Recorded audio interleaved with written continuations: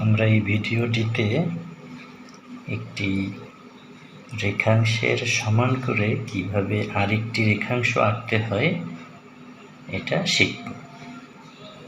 মনে করি একটি রেখাংশ এ দেওয়া আছে, তো এই রেখাংশটির দৈর্ঘ্যের সমান করে আমরা আরেকটি রেখাংশ আঁকব। তো প্রথমে আমরা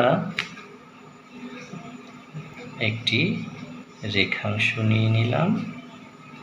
মনে করি এই রেখাংশটি পি কিউ।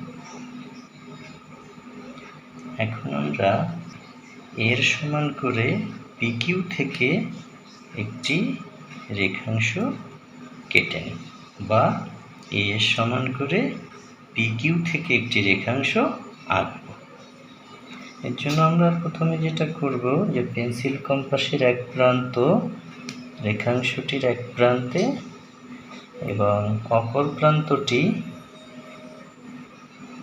রেখাংশটির অপর প্রান্তে বসিয়ে এ যে রেখাংশটি এর দৈর্ঘ্য মেপে নিই। এরপর আমরা পিকে কেন্দ্র করে পিকিউ এর উপর একটি বৃত্তচাপ অঙ্কন করি। মনে করি এই বৃত্তচাপটি পিকিউকে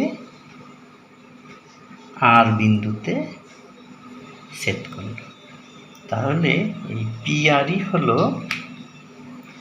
এর সমান রেখাংশ। এভাবে আমরা পেন্সিল কম্পাসের সাহায্যে একটি দেওয়া রেখাংশের সমান করে